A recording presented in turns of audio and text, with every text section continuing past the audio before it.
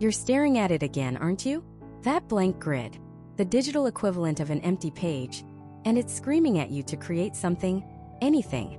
You've got this epic idea in your head, a whole universe of sound, a feeling, a vibe that's so clear it's almost tangible. You can hear the synth pads swelling, the drums hitting in that perfect lazy way. But when you try to translate it, what comes out? That same generic 808 from a free drum kit everyone else has. That piano melody that sounds like a ringtone from 2007.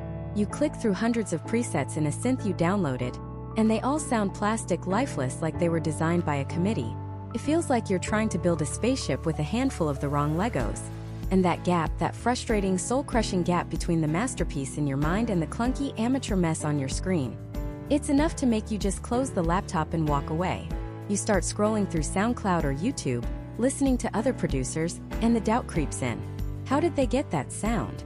Mine sounds so thin, so basic. I know that feeling intimately because I've been there. I've spent more nights than I can count feeling like a fraud, like I just didn't have it. But what if I told you the problem isn't you?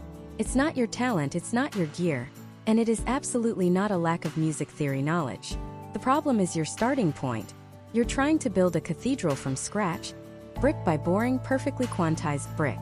You're looking for inspiration in the same sterile, overused places as everyone else. But the world's most creative producers? They're not bricklayers. They're treasure hunters. They're sonic archaeologists. They find beautiful, forgotten ruins, a dusty vocal sample from a 60s folk song, a synth line from an old Japanese video game soundtrack, and they build their modern castles on top of them. That's what we're going to do today. We're going to stop trying to force inspiration out of thin air, and instead, we're going to tap into a secret, nearly infinite source of it that's hiding in plain sight. I'm talking about the hazy, dreamlike, and emotionally drenched world of cloud rap. Now hold on. Before you click away thinking, I don't want to make beats that sound exactly like A$AP Rocky or Young Lean, hear me out. This isn't about cloning a genre. This is about stealing its soul. It's about reverse engineering its method for creating instant atmosphere, deep emotion, and a sound that is uniquely, undeniably you. Cloud rap at its core is a masterclass in the art of sampling. It was born on the internet, from producers who didn't have access to high-end studios or session musicians. Their secret weapon was their taste, their deep knowledge of the weird and wonderful corners of music history. They built an entire sound on finding the most obscure, ethereal, and emotionally charged snippets of audio, and turning them into something entirely new. It's the ultimate producer cheat code, especially for beginners who feel like their sound is missing that special sauce. Why is this the perfect place to start? One word: vibe. Cloud rap is forgiving. The entire aesthetic is washed out, drenched in reverb, and a little bit blurry around the edges, like a forgotten memory or a fading dream. Perfection is not the goal. In fact, perfection is the enemy. Vibe is the only goal. You don't need your drums to be perfectly on the grid. You don't need your bass line to be a work of theoretical genius. A slightly off-kilter sample, a drum that's a little late, a bass note that hangs a little too long. In this world, those aren't mistakes. They're character. They're texture. They're human. This approach frees you from the tyranny of the blinking cursor and the rigid grid lines. It lets you focus on what actually matters, creating a feeling. It's like the difference between trying to paint a photorealistic portrait, where every brushstroke is judged on its accuracy, versus a dreamy, impressionist landscape, where all that matters is the mood it evokes. One requires technical perfection, the other requires emotion. And I promise you, starting with emotion is 1,000 times easier and 1,000,000 times more rewarding.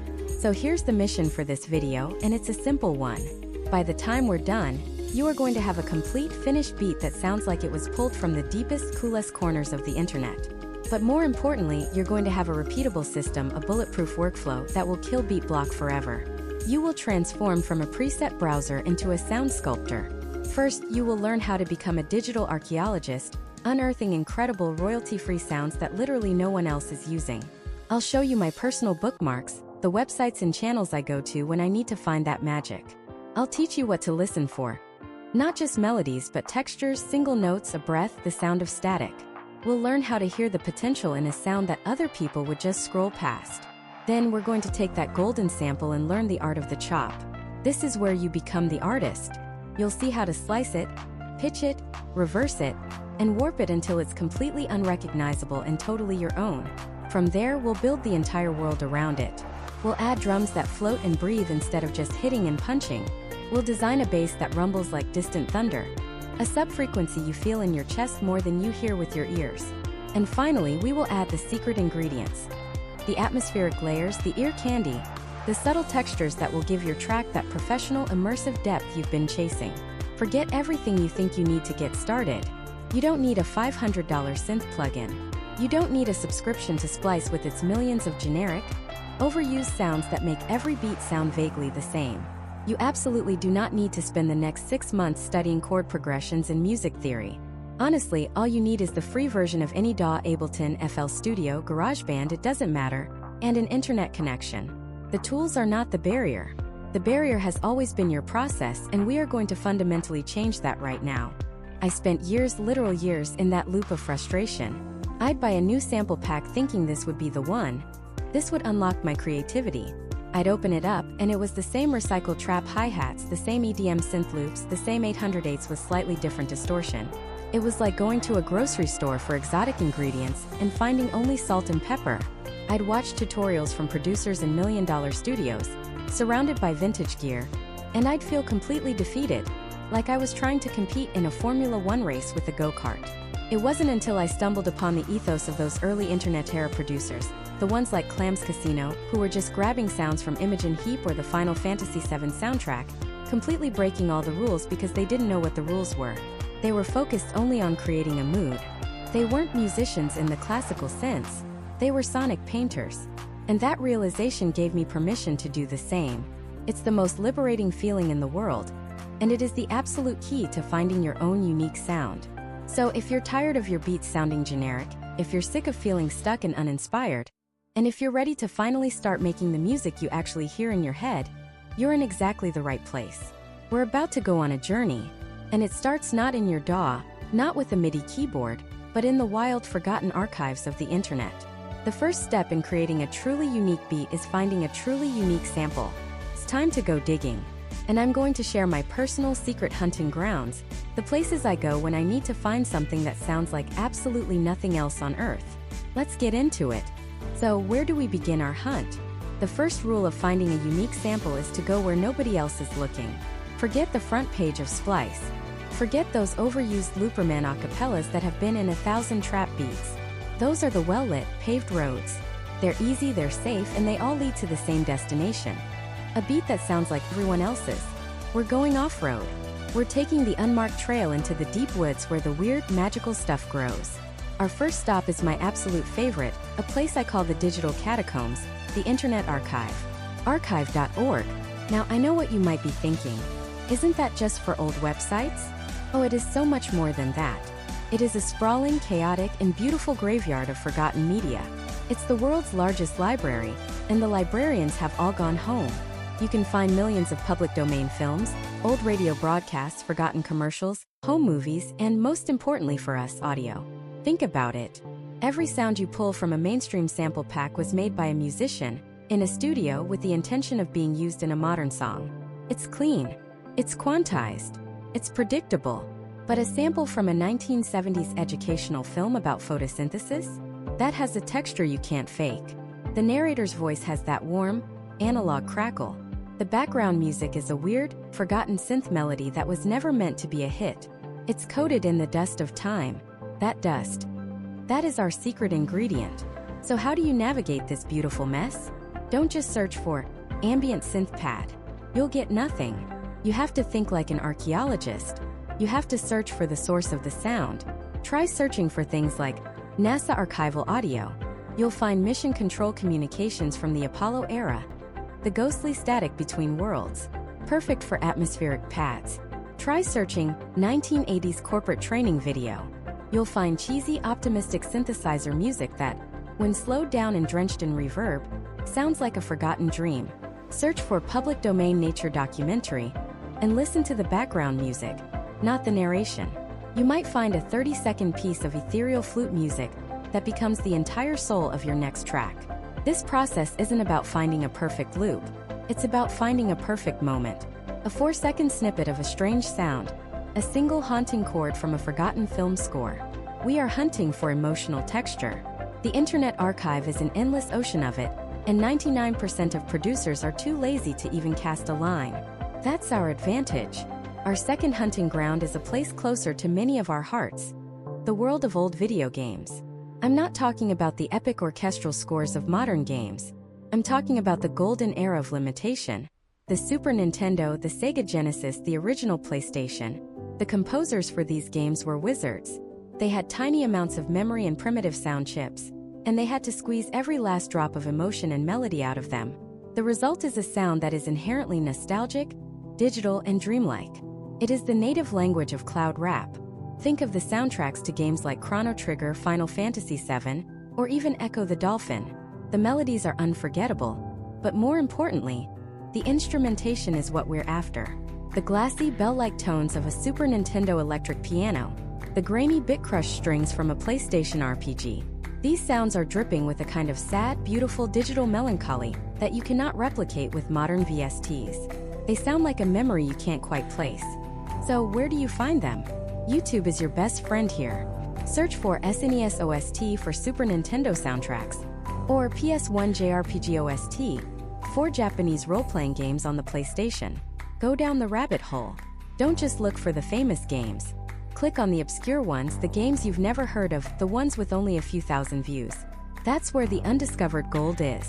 Listen for the ambient tracks, the town themes, the world map music, the quiet, reflective moments in the game. These are often less rhythmically complex and full of lush, open chords that are perfect for sampling. Find a moment that hits you, a simple 4-bar progression, and that's your starting point. And a quick word on the legal side. We're in a gray area here. For our purposes, we're creating transformative art. We're not just ripping a song and rapping over it. We're taking a tiny piece, a sliver of sound, and building an entirely new world around it. It's about being inspired, not stealing. Okay, third and final secret spot for today. This one requires us to cross the ocean. We're diving into the world of old, non-English language media, specifically 1980s and 90s Japanese anime and Asian cinema. Why? Because the musical sensibilities are completely different from Western music. The chord progressions, the melodic choices, the instrumentation, it all feels slightly off. In a beautiful way. It's familiar enough to be emotional but alien enough to be captivating. The soundtracks to classic anime OVAs, original video animations, from the 80s are a goldmine. These were often passion projects with incredible atmospheric scores that blended jazz fusion, city pop, and ambient electronics. Think of the soundtracks from films like Akira or Ghost in the Shell, but then go deeper. Search on YouTube for 80s anime OST or city pop playlist. You will find a universe of sound. Silky smooth electric pianos, mournful saxophones drenched in reverb, and ethereal Japanese female vocals. Those vocals are key. A single breathy vocal phrase sung in a language you don't understand can become the most hypnotic hook for your beat. It's pure emotion without the baggage of literal meaning. It becomes another instrument, a texture that floats on top of your track. The same goes for old Hong Kong action movies or Korean dramas. Don't just watch the movie, listen to it. Listen to the music during the quiet, emotional scenes. These international composers were masters of creating a mood, and their sonic palette is a treasure trove for any producer looking to escape the cliches of Western music. So to recap, we're ignoring the sample-packed supermarkets. We are becoming audio archaeologists. We're digging in the digital catacombs of the Internet Archive, rediscovering the melancholic beauty of old video game sound chips, and exploring the alien musical landscapes of foreign cinema and anime. This is how you find sounds that have a story baked into them before you even write a single note. You're not just looking for a loop, you're looking for a feeling, a piece of sonic DNA that you can clone and mutate into something that is entirely your own. Now you're probably thinking, okay, I've spent hours digging. I found this incredible, weird 7-second clip of a synth from a Japanese Weather Channel broadcast from 1986. It's perfect, but what on earth do I do with it now? It's a raw element. It's unrefined. How do you take that piece of audio and forge it into the shimmering atmospheric foundation of a cloud rap beat? That is the art of chopping, pitching, and processing. And that is exactly what we're going to break down next. Let's start with the most fundamental, the most transformative step, chopping. This isn't just about slicing up an audio file. Anybody can do that. This is about being an audio archaeologist. You're digging through the layers of a finished song to find a fossil, a fragment of pure emotion that you can bring back to life. Think of your sample not as a whole piece of music, but as a block of marble. Your job as the sculptor is to chip away everything that isn't your statue. You're looking for the soul of the sample. So how do you do it? Your digital audio workstation or DAW is your chisel. The most common method, and the one you'll use 90% of the time, is called slicing to transients. That might sound technical, but it's incredibly simple. A transient is just the beginning of a sound, the crack of a snare, the pluck of a guitar string, the first breath a singer takes before a note. It's the peak, the spike you can literally see in the waveform. Your DAW has a tool that can automatically detect these transients and place a slice marker right before each one. With one click, you can chop an entire 4-bar loop into 20 individual, perfectly cut sounds. This is powerful because it's organic. You're not cutting based on a rigid, robotic grid. You're cutting based on the natural rhythm of the original performance. This preserves the human feel, the little imperfections that make a sample breathe. Once you have these individual chops, a single piano chord here, a vocal syllable there, you can load them into a sampler and start playing them on your keyboard like an entirely new instrument. You're recontextualizing the DNA of the original song. Now, the other main method is grid chopping. This is where you ignore the transients and slice the sample according to the musical grid. Every quarter note, every 8th note, every 16th note. This can be great for very rhythmic samples like a drum break or a synth arpeggio, because it forces the sample into perfect time with your project. The downside? It can sound stiff, mechanical, but in cloud rap, sometimes that's the vibe. A perfectly looped, hypnotic vocal phrase cut on the grid can create a trance-like effect that transient chopping can't replicate. The key is to know when to be a surgeon, following the natural lines of the audio, and when to be an architect, imposing your own structure onto it. But let's talk about the holy grail of cloud rap sampling, the vocal chop. This is where the magic really happens. You're not looking for whole words or phrases. You're hunting for smaller game. You're isolating the most ethereal parts of a vocal performance. A single vowel sound, the ooh, or the ah. The breath a singer takes between lines. The little vocal run at the end of a word. These are the textures that form the backbone of the genre.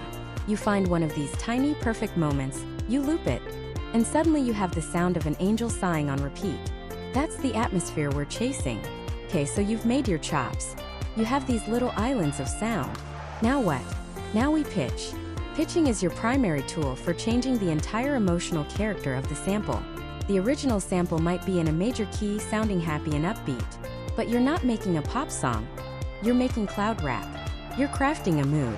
By pitching that sample down, say 3 or 4 semitones, you can transform that happy chord progression into something dark, melancholic, and mysterious. It's the exact same notes, relatively, but the emotional context is completely flipped. Conversely, pitching up can create that signature ethereal, almost childlike quality. Take a female vocal chop, pitch it up 5 or 7 semitones, and it becomes this shimmering, otherworldly texture. This is a classic technique used by everyone from Clams Casino to Young Lean. It detaches the sound from its human origin and turns it into something else entirely. But here's a pro tip, something that separates the beginners from the producers who really get it. Understanding the difference between pitch and formants.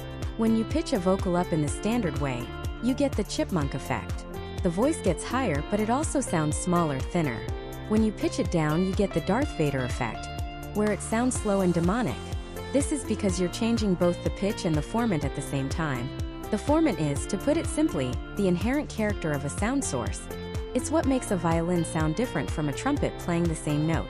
It's the physical characteristic of the sound. Many modern DAWs and plugins allow you to shift the pitch and the formants independently.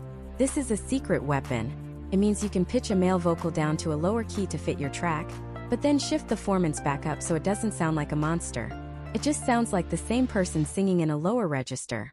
Or even better, you can take a vocal, pitch it up for that airy vibe, but then shift the formants down to give it an unnatural, haunting body and weight. It creates this bizarre, compelling texture that sounds both high and low, male and female, human and alien all at once. Experimenting with formant shifting is one of the fastest ways to create a sample that sounds truly unique to you. You've chopped, you've pitched. Your sample is now unrecognizable from the original. It's your own, but it's still dry. It's existing in a vacuum. The final step in this initial transformation is processing. This is where you build the world for your sample to live in. And in cloud rap, that world is usually a massive, hazy, dreamlike space. Your number one tool for this is reverb. Forget what you know about subtle reverb that just gives a sound a little space. We're not doing that here. We are drowning the sample in reverb. We're talking about huge hall reverbs, cathedral settings, plate reverbs with decay times of 10, 15, even 20 seconds. The goal is to make the sample feel like it's echoing in an empty warehouse or a vast cavern. The reverb itself becomes an instrument. The long tail of the reverb from one chop bleeds into the beginning of the next, gluing everything together into a continuous washed-out pad of sound. This is the cloud in cloud rap. It's that pillowy atmospheric wash that everything else sits on top of. Next up is delay or echo. While reverb creates a sense of space, delay creates a sense of movement and rhythm. A simple eighth note delay can make a single vocal chop sound like a whole chorus of ghosts singing in a round. A ping-pong delay, where the echoes bounce between the left and right speakers, can add immense width and complexity to your stereo field. You can automate the delay, making it get crazier and more chaotic during certain parts of your track. It's about creating these trailing, hypnotic repetitions that get stuck in the listener's head. Finally, let's talk about filtering. To get that hazy, lo-fi, underwater sound, you need to use filters to shave off the rough edges of your sample. A low-pass filter cuts out the high frequencies, making the sample sound muffled, darker, like it's coming from another room or through a wall. This is perfect for tucking a sample into the background and making it feel less aggressive. A high-pass filter does the opposite.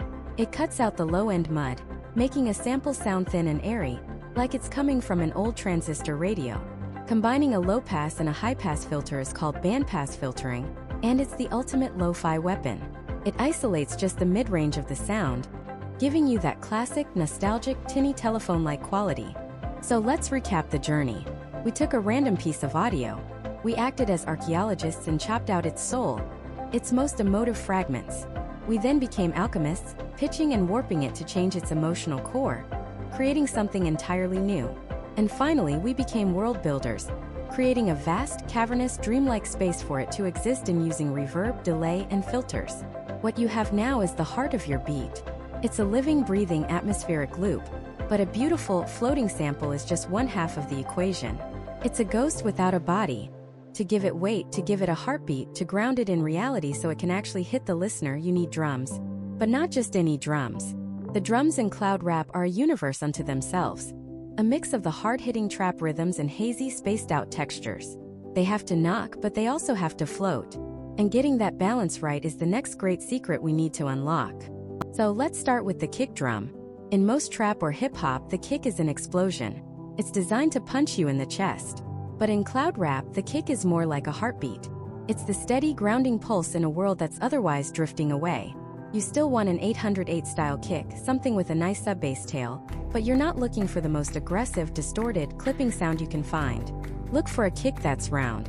One that feels like a deep, resonant thud rather than a sharp crack.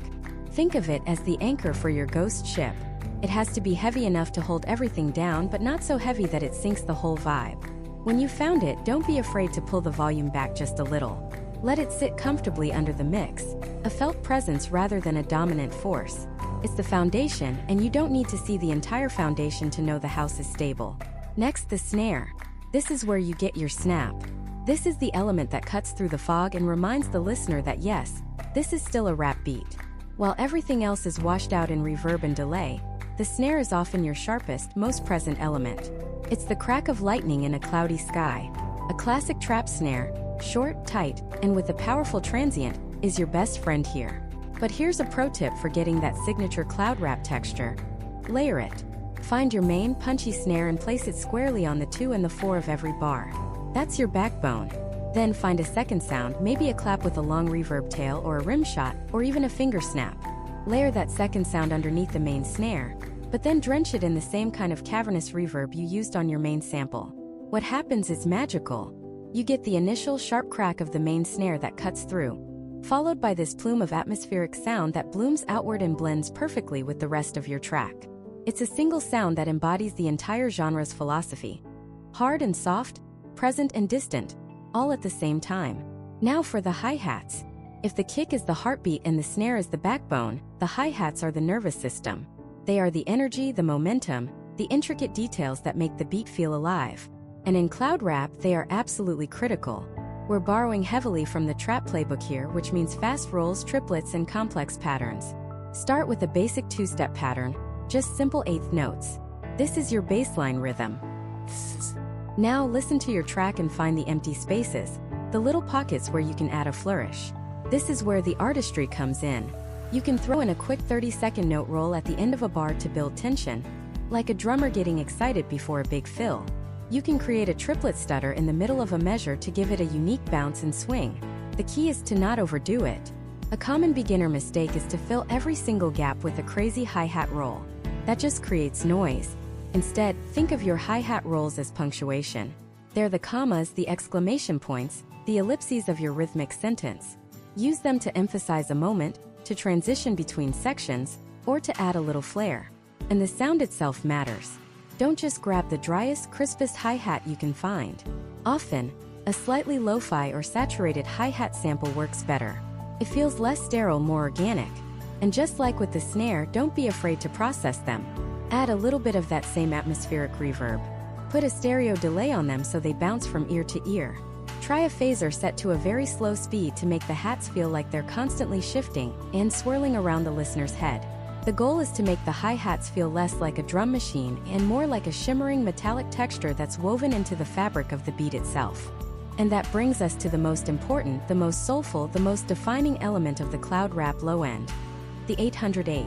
This is not just a bass line. In this genre, the 808 is a lead instrument. It's the mournful cello, the lonely whale song swimming in the depths of your track. You're not looking for the short, punchy, aggressive 808s of drill music. You're looking for long, sustained, melodic 808s with a smooth sine wave character. The kind that you can hold a note on and feel it rumble in your chest for a full bar or even longer. The single most important technique you need to master for cloud rap 808s is glide, also known as portamento. This is what allows you to slide smoothly from one note to another without re-triggering the sound. It's that iconic whoom sound that defines the entire vibe. Instead of your bass line just jumping from a C to a G, it bends its way up, creating this incredible sense of emotion and movement. It's longing. It's yearning. It's what makes the 808 sing instead of just thump. Almost every modern sampler or synth has a glide or portamento setting. Find it, turn it on, and set the glide time to be relatively quick, maybe around 50 to 100 milliseconds. This allows for those smooth transitions without sounding sloppy or slow. When you're writing your 808 melody, don't overthink it. A great place to start is by simply following the root notes of the chords in your sample. If your sample goes from C minor to G minor, have your 808 play a C, then glide up to a G. Let the notes be long. Let them breathe. Let them fill the space between the kick drums. This creates a powerful push and pull effect. The kick provides the punch, the impact. The 808 provides the resonant, melodic body that blooms in the space after the kick hits. They work together as one unit. And for the sound itself, start with a clean sine wave 808. But if it feels a little too clean, a little too polite, add a touch of saturation. Not heavy distortion, just a little bit of harmonic fuzz. This will help the 808 cut through the mix, especially on smaller speakers like laptops or phone speakers, without losing its deep, subby character. The goal is warmth and presence, not aggression. Finally, let's talk about the secret that separates the amateurs from the pros. Making your drums feel human. By default, when you program drums in a computer, they are perfectly on time. Every hit is perfectly quantized to the grid. Every hit is at the exact same volume. And that sounds robotic. Sounds sterile. Cloud rap, despite its digital origins, is an incredibly emotional and organic sounding genre. Your drums need to reflect that. The first step is to get things slightly off the grid.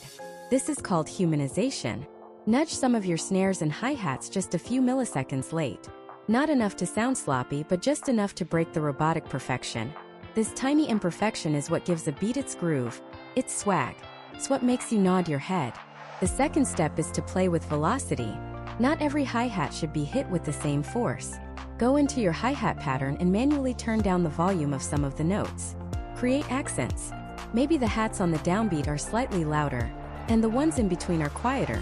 This creates a dynamic, breathing pattern that ebbs and flows with the music. It's the difference between a typewriter and a conversation. And lastly, there's swing. Swing is a rhythmic feel that delays the offbeats, creating a kind of shuffling or bouncy feel. Even adding a tiny amount of swing, just 5 or 10%, to your entire drum pattern can instantly make it feel looser, more relaxed, and more soulful. These aren't drastic changes. They are subtle, almost imperceptible tweaks. But when you add them all together, they transform a stiff, robotic drum loop into a living, breathing groove that perfectly supports the hazy, emotional world of your sample. You have your anchor, and now you have your soul. And now, with that soul established, we need to give our beat its weight. It's gravity, the thing that anchors it to the ground while the sample floats in the clouds. We need to talk about the bass. In so many genres, the bass is about aggression, it's about punch, it's about making the subwoofers cry for mercy. But in cloud rap, the bass plays a different role. It's not a punch, it's a presence. It's a low-end hug that wraps around the entire track, filling in the empty spaces and adding a layer of emotional depth that you feel in your chest more than you hear with your ears. The challenge isn't making it loud, it's making it fit. It needs to feel like it was born from the sample itself, like a shadow that's always been there. So where do we start? With the sound itself. And for cloud rap, 9 times out of 10, the conversation begins and ends with the 808. But not just any stock 808. The classic punchy trap 808 with a super sharp attack is the enemy here. It'll clash with our soft, hazy aesthetic. We're hunting for a very specific type of 808. First, it needs a long decay. A long tail. We want an 808 that blooms and breathes. One that can hold a note and fill the entire space between kicks if we need it to. Think of it less as a hit and more as a swell. Second, it needs character. A perfectly clean sine wave can sound sterile. We're looking for 808s with subtle saturation or distortion baked in. This warmth helps it feel more organic, and crucially, it adds harmonics that allow the bass to be heard on smaller speakers like a phone or laptop that can't reproduce those super low subfrequencies. And third, it needs a soft attack. We don't want a sharp, plasticky click at the beginning of the note.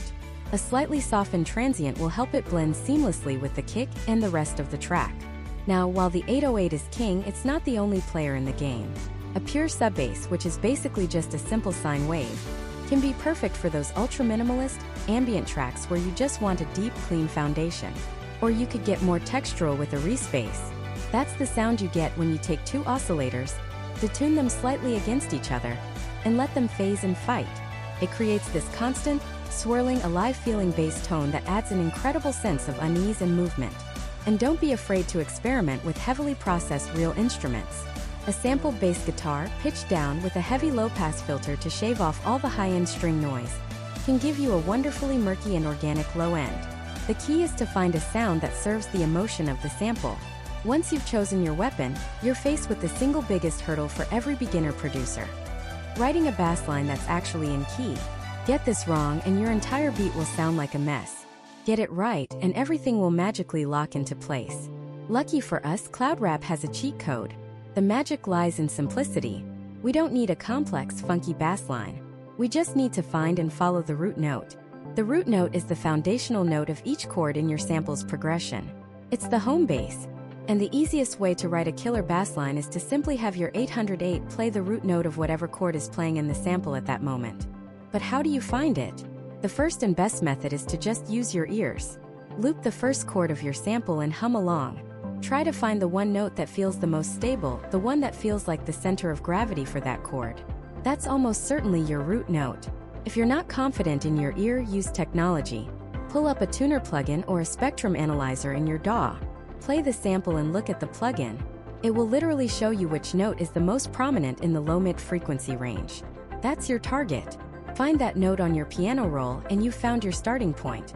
Then just listen for when the chord changes in the sample and repeat the process. For cloud rap, a bass line that simply outlines the chord changes with single, long-held root notes is not just acceptable. It's often the most powerful choice you can make. So we have our notes. Now, how do we arrange them into a rhythm? The most common approach, and for good reason, is to have the bass follow the kick drum. Every single time your kick hits, your 808 hits at the exact same moment. This glues the low end together, making the kick and bass feel like one cohesive, powerful force. It reinforces the rhythm and gives the beat that essential knock. But that's not the only way. For a more syncopated, off-kilter feel, try placing your bass notes in the gaps between the kicks. This creates a sort of call-and response between the elements and can give your groove a floaty, stumbling quality that works incredibly well in this genre. Or you can go for the ultimate ambient approach, the drone. Just have your bass hold one single long note, the root note of the entire key, for the whole 4 or 8 bar loop. This creates a constant, unwavering bed of sub-frequency energy that everything else can float on top of. It's less of a rhythm and more of an atmosphere. Now, a simple bass line is great, but a static one can get boring. We need to inject some life into it, and this is where the secret sauce comes in. The first ingredient is glide, also known as portamento. This is the defining sound of modern 808s. Glide is what allows you to slide smoothly from one note to another, instead of having them trigger separately. It creates that signature swooping sound. The trick is to use it sparingly. A single well-placed glide at the end of a 2 or 4 bar phrase, sliding up or down to the next root note, can add a massive amount of melodic interest and swagger. A classic move is to have the 808 do a quick slide up an octave and then immediately back down. It's a tiny little bit of ear candy that keeps the listener engaged. You can also use pitch bends, manually automating the pitch wheel to create these slow, woozy drifts in the bass.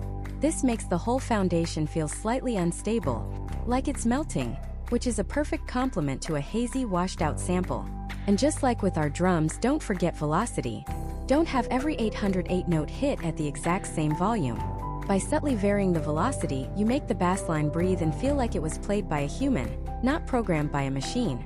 We've picked our sound, we've found our notes, and we've programmed a pattern with movement. The final step is making it sit perfectly in the mix, and this is where so many beginners go wrong. The goal is for the bass to be felt, not just heard. And the most important tool to achieve this is sidechain compression. Let me break this down simply. You set up a compressor on your bass track, but you tell it to listen to the kick drum track. Now, every time the kick drum hits, the compressor automatically and instantly turns the volume of the bass down for a split second. Why is this magic? Because the kick and the deep part of the 808 occupy the exact same frequency space. Without sidechaining, they fight each other, creating a muddy, cluttered mess. With sidechaining, you carve out a perfect little pocket of space for the kick's transient to punch through, before letting the 808 swell back in to fill the space.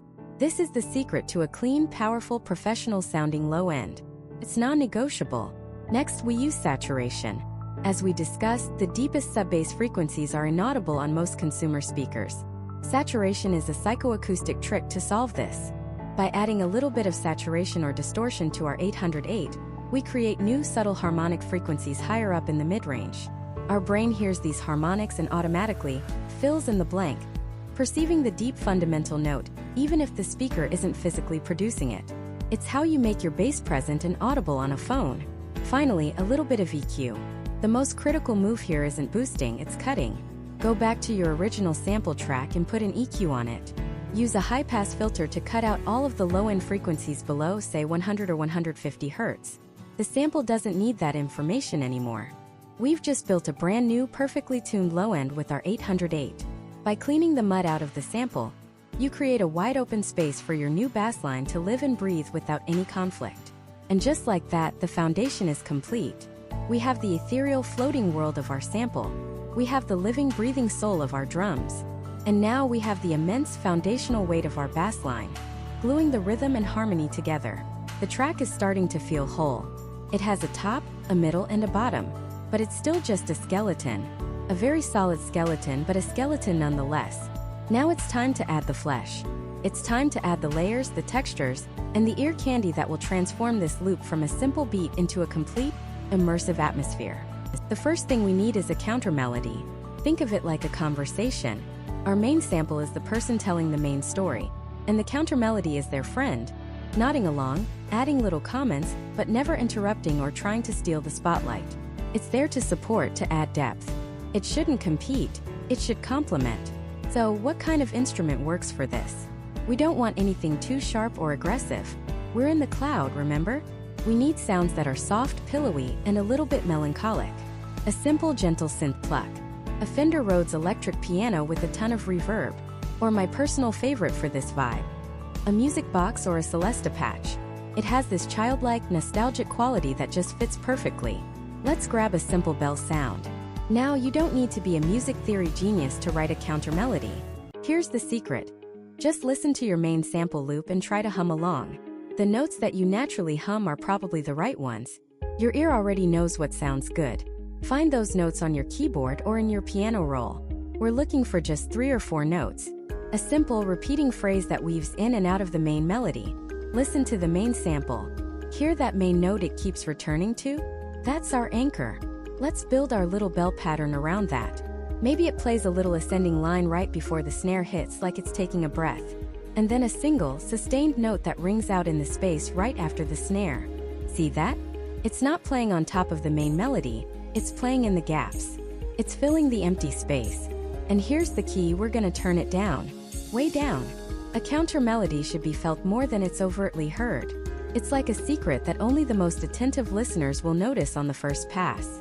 But their subconscious will hear it, and it will make the whole beat feel richer, more complete.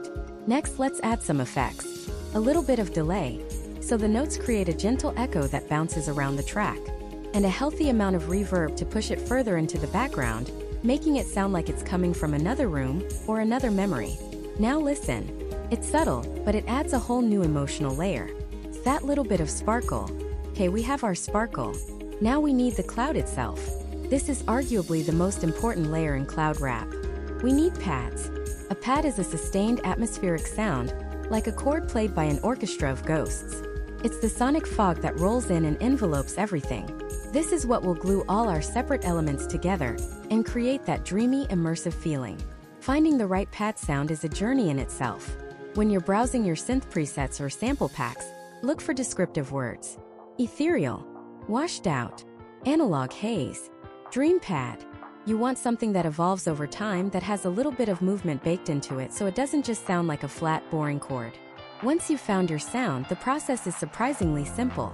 We're not going to write a complex chord progression. In fact, we're just going to lay down one or two long, sustained notes that match the root note of our main sample. Let the note just hang in the air for the entire 4 or 8 bar loop. It's a drone. It's a foundation. It's the canvas that we're painting the rest of the beat on top of. But here's the pro tip that separates the amateurs from the pros. Equalization. A big, lush pad sound can have a lot of frequency information, and if you're not careful, it will turn your entire beat into a muddy mess. It will fight with your kick, it will clash with your sample, it will drown out your snare. We need to tame it. First, we're going to use a high-pass filter. This cuts out all the low-end rumble. We want our 808 and our kick drum to own that space. So we carve out the bottom of the pad, telling it, "You're not allowed down here." Then we're going to use a low-pass filter. This shaves off the very top end, the crispy high frequencies. This does two things. It prevents the pad from sounding too harsh or digital, and it pushes it further into the background, making it sound softer and more distant. What you're left with is the mid-range of the pad. It's the warm, gooey center. It's filling up the space without getting in the way of anything else. Now, when you play it with the rest of the beat, it's not fighting for attention. It's just there, a warm blanket of sound. It's the reason the genre is called cloud rap. This is the cloud. Now we're getting somewhere. We have the skeleton, we have the counter melody, and we have the atmospheric pad. The track is starting to feel alive, but it's still a little too clean, a little too perfect. We need to add grit. We need to add texture. We need to add the human element. This is the ear candy stage, and it's where you can really inject your own personality into the beat. Let's start with the most classic texture of all, vinyl crackle. You can find thousands of these samples for free online. Just search for vinyl crackle sound effect. Grab one, loop it, and tuck it underneath your entire beat. Turn the volume down so low that you barely even notice it's there when everything is playing. You'll only really hear it in the silent moments, or at the very beginning and end of the track. Why do this? Because it adds a layer of nostalgia and warmth. It tricks the brain into thinking the music is coming from an old, beloved record. It gives it an instant lo-fi, lived-in feel. Next up, let's add some non-traditional percussion. We have our main drums, but let's add some small, intricate things to make the rhythm more interesting. A shaker, a tambourine, a triangle. But we're not going to program a perfectly quantized repeating pattern. That's too robotic. Instead, let's just place a single shaker sound on an offbeat, like the end of the third beat. Then let's drench it in delay and reverb. Now, instead of a boring shaker pattern, you get this sound that echoes and fades out, filling a little pocket of space. It's a tiny detail, but it makes the groove so much more hypnotic. Another great trick is using Foley, or found sounds. Recordings of everyday life. The sound of rain hitting a window, the flick of a lighter, the gentle hum of an old air conditioner. These sounds ground the ethereal, dreamy beat in reality. It creates a beautiful contrast. Let's take a rain sample, loop it, and filter out the low and high frequencies just like we did with the pad. We'll tuck it in right alongside the vinyl crackle, super quiet. It just adds another layer to the atmosphere. You might not even know what it is, but you'll feel it. It makes the beat feel like a specific place, a specific mood. Like a lazy, rainy afternoon. Finally, the secret weapon of so many cloud rap and trap producers, vocal chops. I'm not talking about a full a cappella. I'm talking about a tiny, almost insignificant piece of a voice. An ooh. An ah. A breath. Go through your sample packs and find a single short vocal ad-lib. Now let's mangle it. Let's pitch it up an octave so it sounds airy and feminine. Or pitch it down so it sounds demonic and ghostly. Let's reverse it so it plays backwards and swells into existence. Then, just like with our shaker, let's add a ridiculous amount of delay and reverb. We're essentially turning this tiny vocal snippet into its own instrument, its own atmospheric texture. Now find a spot to place it. Don't put it on the beat. Put it in a weird place, in a gap where nothing else is happening. Let it be a surprise. It's a little ghost in the machine, a call from the void. It adds a human, emotional, and slightly haunting quality that is so central to this style of music. Okay, let's take a breath and listen to what we've done. First, here's the skeleton we had at the end of the last part. Just the sample and the drums. It's cool. It has a bounce. But it's empty. Now, here is that same beat with all the layers we just added. The subtle bell counter melody. The warm, cloudy pad holding everything together. The gentle vinyl crackle and the distant rain. That one-shot shaker echoing into nothing. And that little pitched-up vocal ghost that appears for a split second. Hear the difference. It's not just a beat anymore. It's a world. It's a feeling. It's an atmosphere. Each layer by itself is almost nothing. But together they create a rich, complex tapestry of sound that you can get lost in. This is the essence of production. It's not about one amazing sound. It's about how lots of simple, subtle sounds work together to create one amazing feeling. We've built this incredible, dense, atmospheric loop. But a loop isn't a song. A song has movement, it tells a story. In the next part, we're going to break out of this 8-bar prison and arrange these layers into a full song structure, creating the emotional journey that will hook a listener from the first second to the last. That prison is the single biggest trap for new producers. You create an incredible loop, something that feels amazing, and you listen to it over and over. And that's it. It never becomes a song. It's a vibe, a moment, but not a journey. The journey is built with arrangement. Think of yourself less as a beatmaker right now, and more as a film director. Your 8-bar loop is your main character, your setting, and your core conflict all rolled into one. But a movie isn't just one scene on repeat. It has an opening shot, rising action, a climax, a twist, and a final fade to black. That's what we're building today. The most common and effective blueprint for this is the classic song structure. Intro, verse, chorus, and so on. Now, don't let the word structure scare you. This isn't a rigid set of rules you have to follow. It's a roadmap for human emotion that's been proven for centuries. It's a tool to manipulate tension and release, to pull the listener in and make them feel something. So let's start at the beginning. The intro. Your first chance to make an impression. The biggest mistake beginners make is starting with everything at once. The full beat, all instruments blazing. That's like a movie starting with the final explosion. It's loud, sure, but it leaves you nowhere to go. Instead, create mystery. Let's take our main sample, that ethereal cloudy synth pad. For the intro, let's strip it of its identity. We'll use a low-pass filter to shave off all the high frequencies, making it sound muffled, like it's coming from another room or from deep underwater. It's a question mark. The listener hears it and thinks, "What is that?" Then we'll introduce just one other element. Not the drums, not the 808, maybe that little shimmering counter melody we made, but with a heavy, washed-out reverb on it, so it feels distant and ghostly. For 8 bars, that's all they get. A muffled chord progression and a ghost. You're setting a scene. You're building anticipation. You are making a promise that something is about to happen. Now we move into the first verse. The story begins to unfold. The verse is all about creating space. If this were a track with a rapper, this is where they'd be telling their story. So our beat needs to support that, to get out of the way while still driving the energy forward. We'll slowly open up that filter on the main sample, letting more of the high-end detail seep through. Like the sun burning through morning fog, the melody becomes clearer. Then we bring in the drums, but not the whole kit. Let's start with just the hi-hats and the clap. that simple, hypnotic rhythm. We're establishing the groove, the pulse of the track, but we're still holding back. Where's the kick? Where's the 808? The listener can feel that something is missing. That tension is crucial. We're building energy, but we're containing it. The verse is the climb up the roller coaster hill. The clack clack clack of the chain pulling you higher. You know what's coming, and that anticipation is half the fun. After 16 bars of this slow burn, it's time for the payoff. The chorus. This is the emotional core of your track. This is the view from the top of the mountain.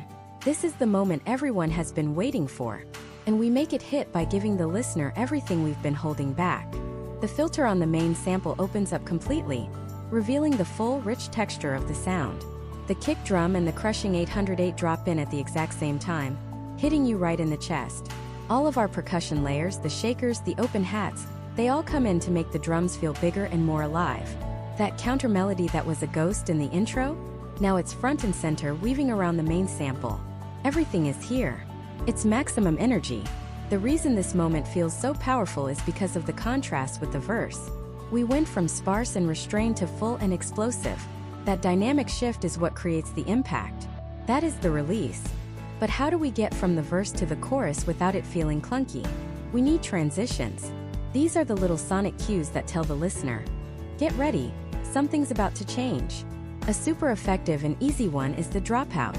In the very last beat of the verse, right before the chorus hits, mute everything. For just a split second, there's complete silence. This creates a vacuum, and when the chorus slams in, the impact is 10 times bigger. Another classic is a reverse cymbal. You take a crash cymbal sound, reverse it, and place it so the sound swells up and peaks right at the beginning of the chorus.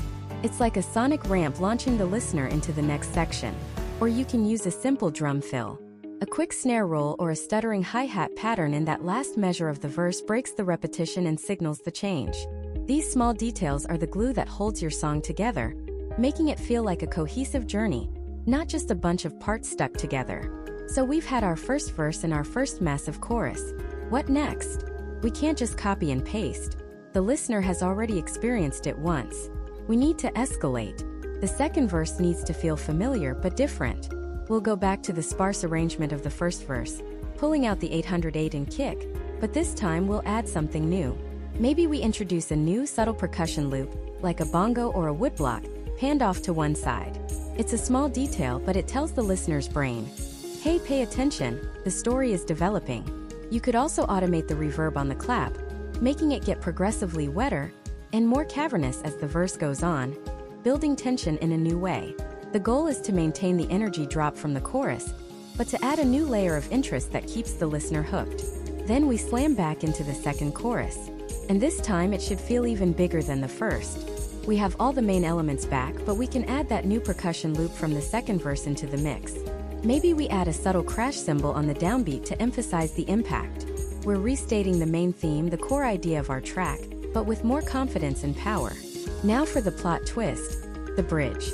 After the second chorus, the listener is used to the verse-chorus pattern. We have to break that expectation to keep them engaged. The bridge is a departure. It's a moment of reflection, a change of scenery.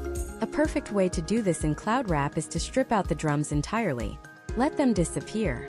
Then take the main sample and run it through a heavy flange or phaser effect, making it swirl and move in a new psychedelic way.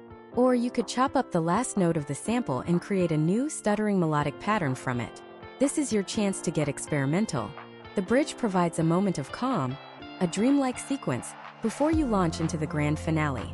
It makes the listener reevaluate the track, and it makes that final chorus when it comes back feel like a triumphant return home. And that brings us to the final chorus and the outro. This last chorus has to be the most epic one. All elements are in. Every idea we've introduced is present. This is the climax of our movie. Then, instead of just stopping, we deconstruct. The outro is the fade to black. We start by pulling out the drums, letting the 808 and melodic elements ride for a few bars. Then the 808 fades away. Then the counter melody. Finally, we're left with just the main sample, just like how we started. We can automate that low-pass filter again, slowly closing it, muffling the sound, pushing it back into the underwater world it came from until it fades into nothing. We've brought the listener on a complete journey. From a mysterious question to an explosive answer, and back to a final lingering thought. This isn't a loop anymore. This is a song. It has a beginning, a middle, and an end.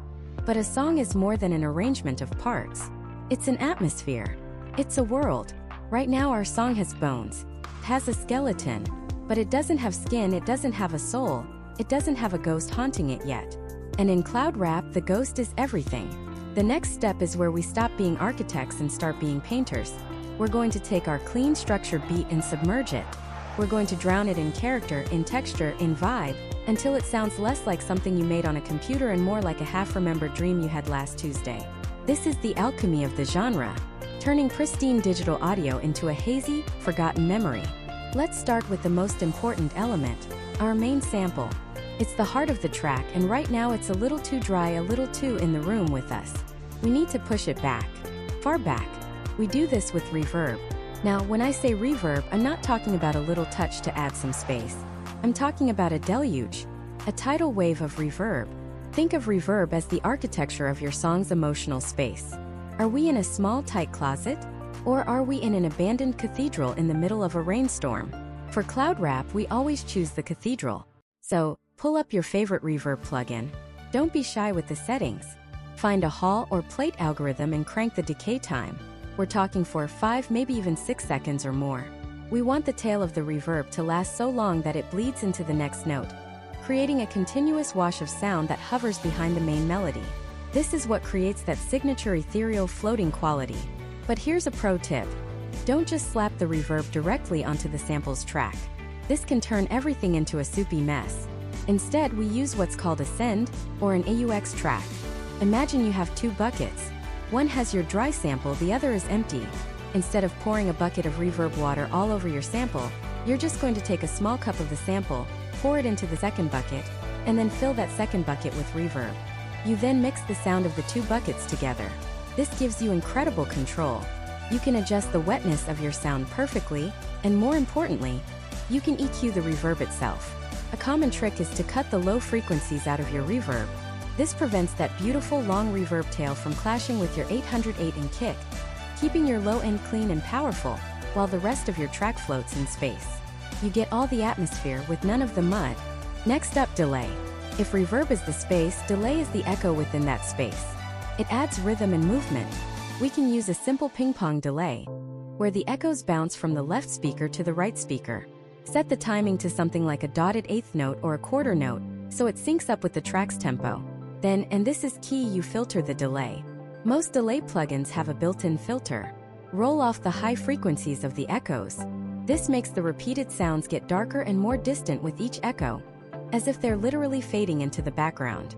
It's a subtle effect, but it adds a layer of hypnotic complexity that makes the beat feel alive and breathing. Now we have space and movement. Let's add texture. This is where we get into saturation and filtering. Pull up an EQ on the sample. We're going to do something that feels wrong at first. We're going to get rid of the top end. Grab a low-pass filter and gently start rolling off the high frequencies. Listen as the sparkle and hiss disappears, as the sound gets warmer, darker, more distant. This is the famous underwater effect. It makes the sample sound like it's being played from another room or through an old car radio.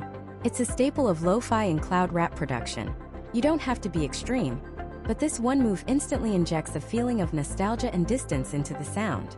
Then we add saturation. A tape saturation plugin is perfect for this. Saturation is the audio equivalent of a vintage photograph. It adds subtle distortion, harmonics, and compression that glues the sound together and gives it warmth. It takes the sharp, digital edges of our sample and softens them, making it feel more organic and real. It's the imperfection that makes it perfect. Okay, our sample is swimming. It's dreamy, distant, and full of character. But now our drums sound completely out of place. They're too clean, too sharp, sitting on top of the mix instead of inside it. We need to give them the same treatment but with a different goal. The drums, especially the kick and snare, still need to punch through the haze. Let's talk about the single most important technique for making your drums and your sample coexist: sidechain compression. This might sound technical, but I promise you it's the secret sauce. It's the heartbeat of modern music. Here's what it is. In simple terms, you put a compressor on your sample track, but you tell it to listen to the kick drum track instead. So, every single time the kick drum hits, the compressor momentarily turns down the volume of the sample. It's so fast you don't even consciously hear it, but you feel it. It creates this incredible pulsating breathing effect. It's like a polite bouncer at the club door of your mix. When the VIP kick drum arrives, it gently asks the sample to step aside for just a moment, letting the kick punch through with maximum impact. This not only makes your kick drum hit harder, but it also creates a rhythmic groove that glues the whole track together. You can do the same thing with your 808, sidechaining it to the kick so they never clash in the low end. For the snare, we want it to crack through the mix but still feel like it's in the same world as our sample. We can give it its own reverb, but a much shorter one. Maybe a small room or a short plate reverb. This gives it its own sense of space without washing it out. You can also send a tiny bit of the snare to that massive cathedral reverb we put our sample in. This will tie the two elements together, making it sound like the snare is echoing in the same huge space, even if it's much closer to the listener. A little bit of saturation on the snare can also help it cut, giving it a bit more grit and texture. The hi-hats are where you can get really creative. Sure, you can leave them dry, but to really embrace the cloud rap aesthetic, give them some movement. An AutoPan plugin can make the hats drift slowly from left to right. A phaser or a flanger can give them a swirling psychedelic quality. You can even drench them in that same big reverb, and then use sidechain compression from the snare to make the hats duck out of the way every time the snare hits, creating a really interesting rhythmic pocket. Finally, the 808, the foundation. The goal with the Cloud Wrap 808 is for it to be felt more than it's heard. It needs to be a massive warm pressure in your chest. The problem is, the pure sub-bass frequency of an 808 doesn't translate well on laptops, earbuds, or phone speakers. The solution? Saturation. Again, by adding a saturation or even a light distortion plugin to your 808, you are creating new harmonic frequencies higher up the spectrum. These are frequencies that smaller speakers can reproduce. So even when the listener can't hear the fundamental sub-bass note, they can hear the harmonics, and their brain fills in the rest. This is the secret to getting your bass to sound huge on every system. And remember to sidechain it to the kick. Always. This ensures that every kick hit is the cleanest, most powerful transient possible. We've treated every element. The sample is a distant memory. The drums are punching through a beautiful fog. The 808 is a warm blanket of bass. Now for the final touch. We need to make it all sound cohesive like one single piece of music. We do this with bus processing. Create another AUX track and call it Glue Bus or Music Bus. Send your main sample, any pads or atmospheric sounds, and maybe even the reverb and delay returns to this bus. On the bus itself, add a very gentle compressor, often called a bus compressor, with a slow attack and a quick release. This will subtly glue all the melodic elements together, making them pump and breathe as one entity. After the compressor, you can add another final EQ or a tape machine plugin to color the tone of the entire musical bed of your track. We're not just mixing levels anymore. We are texture painting. We're sound designing an entire emotional landscape. Each plugin, each turn of a knob isn't a technical decision. It's an artistic one. It's a brushstroke. We've taken a simple structure and given it a complex, breathing, living soul. It now has a defined atmosphere, a palpable mood, and that mood is the entire point. And now that our beat has a mood, we need to give it a story, a progression, an arc. Right now, what we have is a perfect, beautiful 8-bar loop. It's a snapshot, a single frozen moment in time. And if you just loop it for 3 minutes, it's not a song, it's a screensaver. The biggest mistake beginner producers make is falling so in love with their loop that they forget to turn it into a journey. They build a stunning car, but they never actually drive it anywhere. So let's get behind the wheel. Let's take this single moment and stretch it across time. We are now moving from the role of a painter to the role of a film director. Our timeline, this empty grid in our software, isn't just a place to store clips. It is a script. It's our narrative. Every story needs a beginning, an introduction. How do we want the listener to enter this world we've created? We don't just kick the door in with the full beat. That's like starting a movie with the final explosion. It's jarring. It gives the listener no time to adjust, no time to get invested. We need to ease them in. So let's start with that gossamer layer of texture we built. That vinyl crackle. That distant ethereal pad. Let that play by itself for 4, maybe 8 bars. It's the establishing shot. It's the quiet, foggy morning before any characters appear on screen. It sets the scene and, more importantly, it creates a question in the listener's mind. What is this place? What's going to happen here? After a few bars of pure atmosphere, Let's introduce our main character, the sample, but not the whole thing. We'll bring it in filtered, as if it's being heard from another room, muffled, distant. Maybe we'll just use that first little melodic fragment looped a couple of times. It's a teaser, premonition. The listener recognizes there's a melody, but they can't quite grasp it yet. We're building tension. We're making a promise that something more is coming. Then maybe we bring in our hi-hats. Just the hats. That simple hypnotic pattern ticking away like a clock counting down to the main event. You see what's happening? We're layering elements one by one, each one adding to the anticipation. Atmosphere, then a melodic hint, then a rhythmic pulse. And then we let it drop. The full beat, the kick, the snare, that deep resonant 808 bass, and the sample now with the filter wide open in its full glory. This is the first chorus. The big reveal. This is the moment the audience has been waiting for, and because we made them wait, the impact is 10 times stronger. Feels earned. For the next 16 bars, we let it ride. We let the listener live inside that perfect loop that we fell in love with. This is the core of our track, the central theme. But a story can't just be one scene on repeat. After the energy of that first chorus, we need to create a new section, a verse. And here's a secret that will change the way you make music forever. Creating a new section doesn't always mean adding new things. Often it means taking things away. Subtraction is one of the most powerful tools in arrangement. So, to create our verse, let's pull the kick drum out. Let's take out the main part of the 808 bass, maybe leaving just a single sustained root note every 4 bars. Suddenly the energy shifts. The track feels like it's taken a breath. It's more spacious, more introspective. It creates room, not just sonically but mentally. This is the space where, if there were a vocalist, they would tell their story. Even in an instrumental, it functions the same way. It's the part of the film with more dialogue, more character development, less action. We can stay in this verse section for 16 bars, and then we build the energy back up to our second chorus. Maybe we bring the kick back in for the last 2 bars of the verse. We use a riser, a reverse cymbal, something to signal a transition, and boom, we're back in. The full beat, the full energy. And this second chorus will feel even bigger than the first, because it's coming after a period of calm. It's the principle of dynamic contrast, and it's everything. It's what makes music feel alive. It's the difference between a flat, monotonous landscape and a mountain range with peaks and valleys. Now we have a chorus and a verse. We can repeat that structure. But to make a truly memorable track, we need one more piece. The bridge. The middle 8. This is the part of the story where everything changes. It's the plot twist. It's the moment the main character has a profound realization.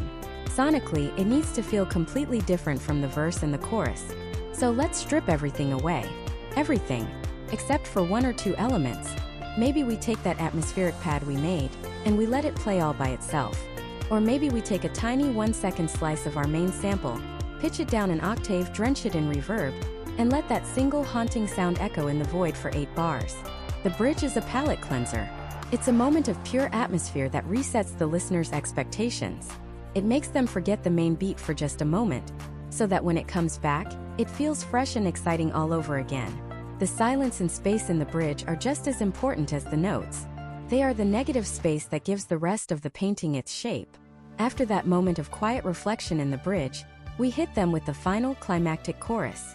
And this time we can make it the biggest one yet. We bring everything back in, but maybe we add one small new element that hasn't been heard before. A subtle synth arpeggio dancing in the background. A new percussion loop. Something to signal that this is the grand finale. It's the same chorus they know and love, but elevated. And finally, the outro. The ending. Just as we ease the listener into the track, we must gently guide them out. We don't just stop. We deconstruct. We begin taking elements away, piece by piece, in the reverse order that we introduced them. First, the kick and snare disappear, leaving just the hi-hats and the bass. Then the bass fades out. Then the main sample gets filtered down again, receding back into the distance from which it came. Until, at the very end, we are left with what we started with, that simple lonely layer of vinyl crackle. The story has come full circle. We've returned to the quiet, foggy morning, but something has changed. A story has been told. An emotional journey has been completed. This process, this act of arranging, is what separates a beat from a song. It's not about following a rigid formula of intro-verse chorus. It's about thinking like a storyteller. It's about controlling energy, manipulating tension and release, and guiding the listener's emotions from the first second to the last. Each section serves a purpose in the larger narrative. You are the director, and you have complete control over the experience. You decide when the audience should feel energized, when they should feel reflective, and when they should feel a sense of finality. By thoughtfully placing these loops and sounds we've crafted onto the timeline, we're not just filling up space. We are breathing life into the machine. We are giving our beat a purpose. And now we need to give this world a heartbeat, a pulse. Because a world without a rhythm is just a picture, a static image. We want to create a living, breathing place. The drums are the circulatory system of our track, the steady, grounding force that keeps our ethereal, floating ideas from drifting away into nothingness. This is where the physical meets the spiritual. And in cloud rap, the drums don't just keep time. They manipulate it. They can make a track feel like it's dragging, like it's moving through water. Or they can inject these sudden, frantic bursts of energy, like a glitch in the dream. The first rule of cloud rap drums is that there are no rules, only feelings. So let's forget the rigid grid for a moment and think about the vibe. Our journey begins with sound selection. This is, without a doubt, the most critical step. You could program the most brilliant drum pattern in history, but if you're using the wrong sounds, it will feel like wearing hiking boots to a ballet. We need a kit that feels native to the world we've built. Let's start with the kick. Forget those aggressive, punchy trap kicks that feel like they're trying to break down your door. We're looking for something softer. A thump, a deep, resonant woof that feels more like a pressure change in the room than a sharp impact. It should move air, not attack it. Think of it as the gentle, rhythmic closing of a heavy castle door in a vast, empty hall. It's about weight, not aggression. Next, the snare. This is our anchor. This is the crack of lightning in our cloudy sky. While the kick is soft, the snare needs to cut through the haze. But again, it's a specific kind of cut. We don't want a dry, snappy snare. We want one that sounds like it was recorded in a cathedral. It should have a tail, a ghostly trail of reverb that follows it. Often, this is a classic trap snare or a clap, or even a layer of both, but it's been drenched in effects. It's the sound that snaps you back to attention for a brief moment before the dreaminess pulls you back under. Find a snare that has character, one that feels lonely and epic all at once. And then the hi-hats, the clockwork of our creation. Hi-hats in cloud rap are a paradox. They can be incredibly simple, just an open hat on the offbeat, creating a lazy head-nodding bounce. Or they can be the hyper-fast, skittering, triplet-filled patterns borrowed from trap. The secret is knowing when to use which. For our main pattern, let's start with a classic two-step pattern, just a simple, steady pulse. But the key is to make it feel human. Don't just paint them in at full volume. Play with the velocity. Make some hits softer than others. Imagine a real drummer. Their hands aren't machines. There are subtle imperfections, and those imperfections are where the soul lives. These aren't just metronomes. They're shimmering metallic textures that add energy and movement. Now let's build. Put the kick on the 1. A simple, confident thud to start the measure. Then place that epic reverb snare on the 3. Narrower. Feel that? That's the foundation. That's the universal backbeat that our bodies instinctively understand. Now let's paint in our two-step hi-hats over the top. Just a simple, steady rhythm. Close your eyes and listen. We have a pulse. It's simple, but it's alive. From here we can start to add the magic. Maybe we drop a second, softer kick right before the snare to create a little skip, a little bit of a gallop. Maybe we take our hi-hats and create a small 3-note triplet roll at the end of a 2-bar phrase, like a little stutter that catches the listener off guard. The goal isn't to be complex, it's to be intentional. Every little change should serve the song, adding a bit of tension here, a bit of release there. With the core rhythm established, it's time to summon the beast from the depths. The 808. In cloud rap, the 808 is not just bass. It is a melodic serpent that weaves its way through the foundation of the track. It's the soul of the low end. First, and this is the most important lesson you will learn about bass today, you must tune your 808. I repeat, you must tune your 808. An out-of-tune 808 is the silent killer of beats. It creates a horrible, muddy, dissonant feeling in the low end that you might not be able to identify, but you will feel. Find the root note of your sample, the key of your song, and make sure your 808 is tuned to that same note. This single step will elevate your beats from amateur to professional more than any other trick. Once it's tuned, we give it a voice. The 808 pattern doesn't have to follow the kick drum. That's a common misconception. Sometimes the most powerful moments are when the kick drops out, and you just feel that pure sustained sub-bass of the 808 hanging in the air. Let the 808 breathe. Let it have its own melody. Follow the root notes of your sample's chord progression. Use long sustained notes that create a massive warm bed for everything else to sit on. And then learn the magic of the glide or portamento. This is where you have one 808 note slide up or down to the next. It creates this woozy bending liquid feeling that is absolutely central to the cloud rap sound. It makes the bass sing. It gives it a slow, mournful, powerful voice that becomes a hook in and of itself. Now we have all the pieces. The kick, the snare, the hats, the 808. But they feel separate, like they're in different rooms. We need to put them in the same world as our sample. This is where we use effects as glue. Take your entire drum group, what's often called a drum bus, and add a touch of the same reverb you used on your main sample. Not a lot, just enough to give the drums a sense of the same space. Suddenly, they're not just sitting on top of the beat, they're inside it. We can add a little bit of saturation to the 808 to give it a touch of grit, helping it be heard on laptops and phone speakers without sacrificing its deep, subby nature. Finally, we balance. We mix. The sample is our sky, our atmosphere. It should be the most prominent element. The snare is our horizon line, cutting through the middle. The kick and the 808 are the ground beneath our feet. We should feel them more than we hear them. Turn the hi-hats down. Then turn them down a little more. They should be a texture you notice when they're gone, not a distraction when they're there.